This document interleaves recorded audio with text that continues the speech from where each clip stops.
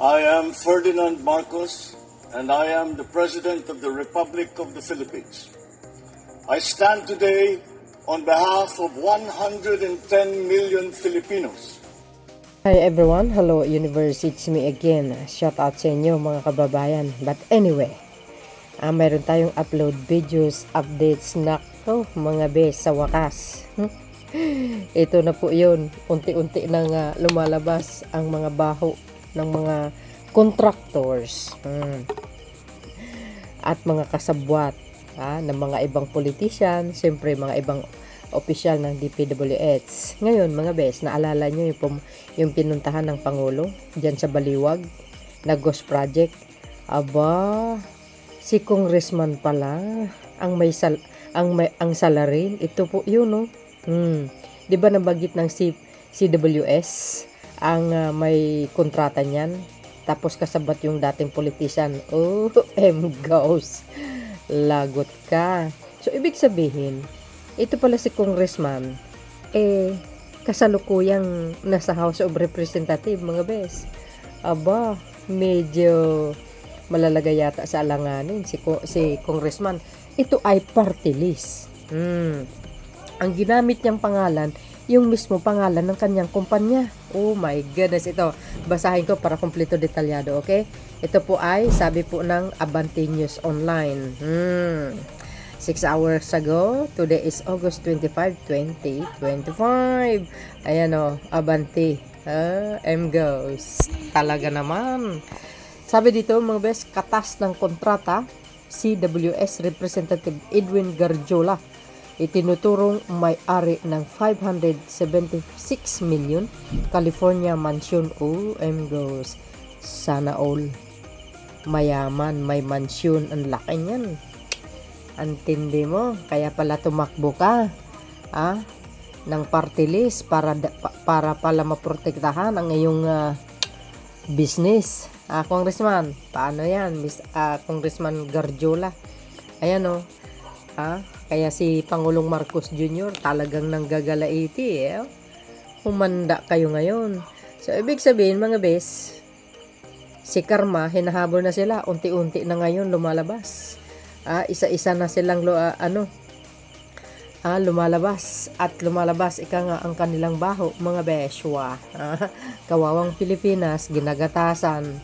Sabi sa inyo, mga kababayan, ang gumawa ng kasamaan, ang hindi maganda sa kapwa Pilipino, sa kapwa tao, ika nga. Maniwala man kayo sa hindi, darating ang mga araw, lalabas at lalabas yan ang katotohanan. Di ba? Masasakuti ka kahit gaano kayaman ka, kung ang hanap buhay mo naman ay galing sa masama, walang kwenta po yan. So dahil dyan mga best, para kumplito detalyado, basahin ko po sa inyo ng bukay na pong balang musga. Ito na. Sabi dito, katas ng kontrata, CWS Representative Edwin Garjola, itinurong may-ari ng 576 million California Mansion. Sana all may mansion. Daming naghihirap na mga kababayan, mga best. So ibig sabihin, siya po ay CWS Representative Edwin Garjola. Ibig sabihin mga bes, siya po ay kasalukuyang nakaupo sa House of Representatives bilang CWS Representative Edwin Garjola. Oh my goodness. Ano ba yan mga bes? Ito, tuloy. Yan August 25, 2025. Sabi dito mga kababayan, natuklasan ng mga netizen ang isang pribadong ari-arian na nagkahalaga ng higit $10.3 million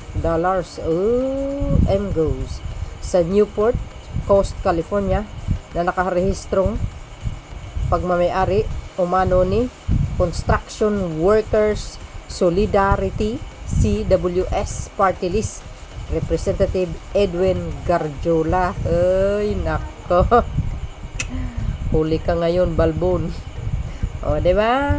Pag gumawa ka ng kasamaan, mga kababayan, wala kang takas sa karma. Tandaan nyo yan. Bagamat walang nakakita, pero ang karma humahabol yan. Bakit? Kasi mayroon tayong Diyos na nakatingin sa atin. Kaya gumawa tayo ng kabutihan para more blessing. Pagkasamaan, siguradong masasakuti ka. 'Di ba? Ayon sa screenshot ng real estate data na ibinigay ng netizen, nakahirestro ang ari-arian sa mga pangalan na Garjola Tiruso, Edwin Luling at Garjola Judy Silva mula pa noong 2011. Di tama din yung nasa isip ko. Itong pangungurakot or yung ginagatasan ng pamahalaan. Matagal na yan. Sabi ko nga, dekada na po yung gawain. Wala lang kasing may lakas loob na parasitahin ang mga yan sa panahon lang ni Pangulong Marcos Jr. Siguro, no, nakita natin sa Pangulo, kumbaga, hindi niya na kayang tiisin pa, no? So, kailangan niya nang ilabas. Kaya malaking katulungan ay yung nagsumbong sa kanya. Sa website niya at saka si Secretary Bunuan. Ayan, tuloy. Tinatayang nagkakahalaga ito ng 10,369,000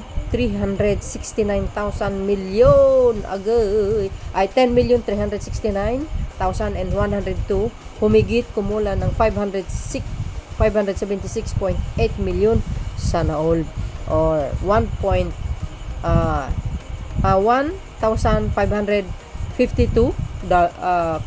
dollars yan na guys kada square foot at kasalukuyang hindi nakalista para ibenta. Agay, delikado si Congressman. Kasalukuyang hindi nakalista para ibenta.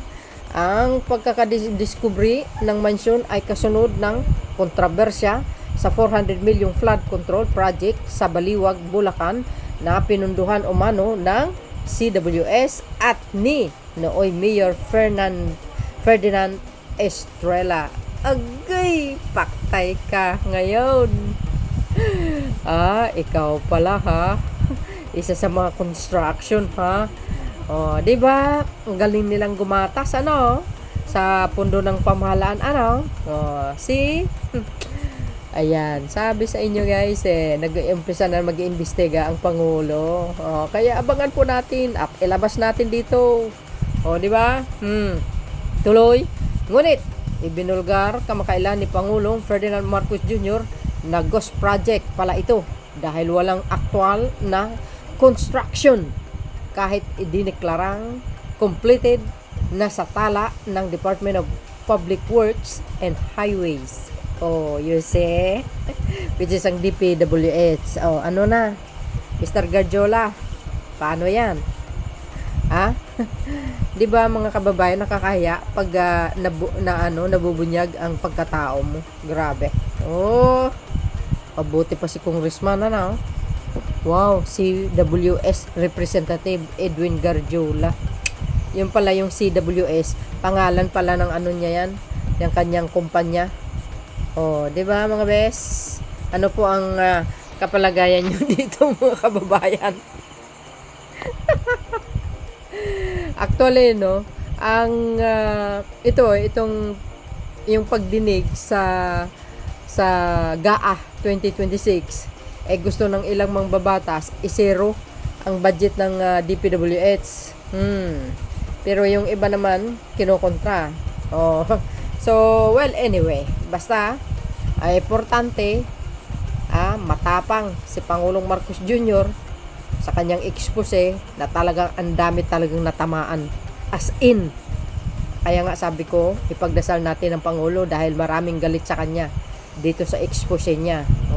Kaya nga yung ibang LGUs katulad ni Mayor Vico Soto, lumakas ang loob niya mga bes dahil dyan sa panawagan ng Pangulo. Sabi sa inyo katulad ni Congressman Libiste. Lumakas ang loob. Dahil dyan sa panawagan ng Pangulo. Ngayon, yung engineer dyan sa kanila pinakulong. Di nga. 'Di ba? Maganda yung ganun. Dapat nga alam nyo, itong problema sa atin yung puro nakawan ng mga ibang mambabatas, yung ibang mga contractors, yung ibang mga kasabwat ng mga opisyal ng ng DPWH. Kaya ngayon, naalarma na sila. Ewan ko lang. Nanginginig siguro ang mga kalamnan nila ngayon. Dahil dyan sa expose ni Pangulong Marcos Jr. Lalo yung sinabi ni Senator Lacson. Paano yan? Mga kurakot kayo talaga. Ano na lang kayo ginawa kundi manggaganso. So yun mga best, ang pinaka-latest updates ko sa inyo. Tingnan natin yung mga nagko-comment nga. O yan, love for money, root of all evils. Yes, tama po yun. Pero, depende. No? Kung ang pera, hindi mo sinasamba, itinutulong mo sa kapwa-tao mo, sa mga mahihirap, lalo na pag ito, ang pera na ito ay galing sa kabutihan, pinaghirapan mo, walang problema. More blessing yun eh. Ibibless ka ni Lord. Pero kung ang pera na ito ay nakaw, masiba ka, sigurado yan. Parang bula na mawala yan. Totoo yun. Abolish the party list. Yan. Party list nga siya mga bes. Ang pangalan niya kanyang party list, ginamit niya yung kanyang construction builders na pangalan. Yung kanyang kumpanya baga. Abolish the party list, we can save trillions of pesos that can use for the construction of the school buildings and public hospital. Kasalanan kasi ni Kurikong yan eh. Papalit-palit kasi 1987 Constitution eh. Dapat hindi na pinalitan. Kaya yan, dumami. Ang mga party list. Dati-dati wala naman yan eh. Ayan. Tingin ko sa Kong na yan ay isa ring contractor. Ayun na nga. Ng flood control project bago tumakbo as party list ng construction for personal interest. Yes, that's correct. At ngayon, nakaupo sa Kongreso para mas lalo pang lumawak kapangyarihan nito dahil mas madali na lang makakuha ng kontrata at lalong maghakot ng bilyong yaman. Yes, tama po yan. Pero ngayon, sa panahon ni Pangulong Marcos Jr. at nasita sila, hindi na mangyayari yan. Maniwala kayo mga bes. Maglabasa ng mga walang hiyang kurakot. Dapat i-abolish na yung Congress. Sayang ang pera, isipin. Hindi naman pwede po yun. Hindi naman lahat naman ng congressman magnanakaw. Wag silang i-general. Wag naman. Kasi marami naman congressman na matino. Mayroon din talaga mga iba na talagang masiba. Ayan, isipin mo na lang 200 plus congressman, multiply to hundreds of millions, tapos di pa napunta sa tamang gamit. Sayang, kaya wala kasi yung Pinas. Dami nang nakalagpas sa atin. Bangladesh lang din natin kaya. Di ba? Sa totoo lang naman, kung i-abolish mo ang Congress, sino naman gagawa ng di ba? Yung mga batas, mga bills, pagpapasa ng mga batas, di ba mga bes? Hindi naman lahat sila. Mayroon talaga at mayroon. Dahil dyan ng mga bubutan bigatin ng pakadarap yung buong angkan nang galing sa pandaraya. Ano kaya ang feeling? Sang klaseng buhay, instant money, mabuti pa sila ni yung pangbili ng anti-rabies wala kami. Pang mga PT ay bumibili dyan dahil yung DOH walang improvide. Samantalang yung taga DPWH billion of money yung kinukulimbat. I think guys, di ba dati matunog ang BOC, talamak ang corrupt dyan, pero ngayon parang napunta sa DPWH. Kaya ngayon natuklasan ni Pangulong Marcos Jr. at tayong lahat na itong DPWH talagang mayroon talagang anomalya. At ngayon napuruhan sila sa exposure ni Pangulong Marcos Jr. For sure, ang iba tumigil na. Di ba? Hindi na mangungurakot yan. I hope, masawata lahat itong mga salot sa DPWH, lalo na mga contractors, i-blacklist, Huwag na silang Kaya nga sabi ko, di ba mga kababayan, sana si Pangulong Marcos Jr., yung mga big project niya, wag na siyang kukuha ng lokal. Sa international lang, tulad ng Japan, matibay ang gawaan ng Japan, guys, Tingnan mo yung San Juanico, more than 50 years. Japan ang niyan, ang gumawa niyan, Tapos, well, meron naman mga Pinoy na gumawa, mga trabahador. Pero ibig sabihin, yung mga engineer, contractors, huwag na. Kasi wala na tayong tiwala dito sa mga Pilipinong contractors eh. Mga kurakot kasi. Tsaka isa, yan, kasabwat nga yan, yung mga ibang politician. Yan kahit gaano pa sila kayaman, hindi nila madala pag namatay sila. Yung mga ninakaw nila ang magiging pamasahe nila. Papunta sa impyerno. Nako, pwede. Oo, kung ako, mga kababayan, nako, itutulong ko lang siguro sa mga mahihirap, much better pa. At least, maliwala sa kalooban yung tumulong ka, 'di ba? Ang saya-saya pag nakatulong ka sa kapwa. So yun guys, ang aking pinaka-latest updates. Kayo na pang balang umusga kay Congressman Gadjola. Ang yaman mo, Congressman, ha? Sana all. Abangan natin ang mga resulta ng mga investigasyon ng pamahalaan. Sabi ko sa inyo mga besa, hindi sila tatantanan ng Pangulo. Maniwala kayo. Nag-uumpisa na nag-imbestiga yan. Ayan isa-isa nang lumalabas Sa susunod ng mga araw, papangalanan na. Agoy! Kakahiya yun mga bes. So yun mga beswa, see you again on my next upload. Bye. Yan babus. God bless Philippines.